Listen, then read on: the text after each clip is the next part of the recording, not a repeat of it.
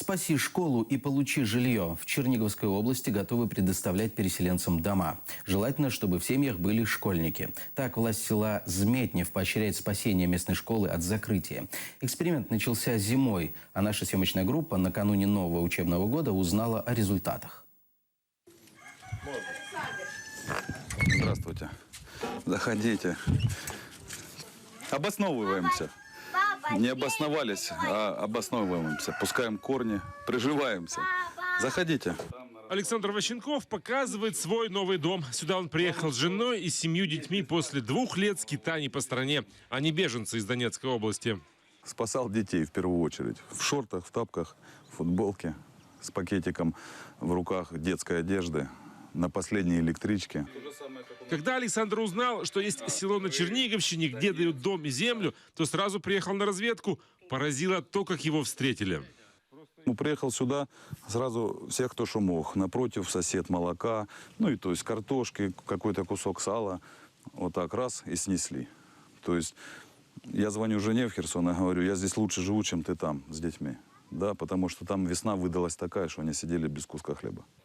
Теперь у него пусть и деревянный, но зато свой дом, и его нужно обживать. Тут были деревья такие, что вот этот сарай я не видел сразу. Сразу я не знал, что тут есть сарай. Поэтому сарай был обнаружен, когда были выкошены немножко деревья дикорастущие, кустарники и трава. Построена клетка, живет кролик, кролиха. Вот это сено, заготовленное на корову, которая приедет в сентябре. За 3 месяца Александр успел разбить огород. Теперь жена варит борщ из собственных овощей. Капуста со своего огорода.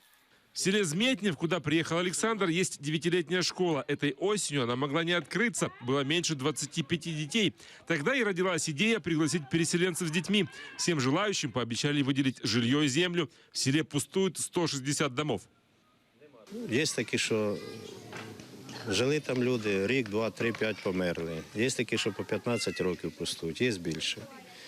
Ми домовлялися із власниками, з спадкоємцями, виясняли ситуацію з документами, з оформленням і вирішили питання. На призыв откликнулись 5 семей из Донецкой области. Школу удалось отстоять. На сьогоднішній день у нас 35 учнів буде ходити до нашої школи. Це дякуючи переселенцям із східних областей. Так, до нас приїхало 5 сімей, так, у яких 25 дітей різного віку. На грани закрытия в Сосницком районе были еще 2 школы, и их спасли переселенцы. Ставилось завдання мобілізувати зусилля педколектива сільської громади, активістів наших по прийняттю цих сімей, надання їм першої необхідної допомоги. В чому вона полягала? В продуктах харчування, в обробітку присадибних ділянок, в наданні коштів по можливості для переїзду громад. Ми залучали і місцевих підприємців. Сьогодні 2 школи у нас мають перспективу вже подальшу. І ми хочемо не тільки в ці школи, щоб приїхали, а й в інші. Теперь Александр уверен, что не пропадет. Он хочет здесь продолжить дело, которым занимался до переезда. Выращивать саженцы плодовых деревьев и рассаду. Пока утешение находит в своем увлечении – цветах. Цветы – это смысл жизни. Вы знаете, большое количество детей и большое количество цветов – это состояние души. Роман Спиридонов, Ислам Пинка, Заман, АТР.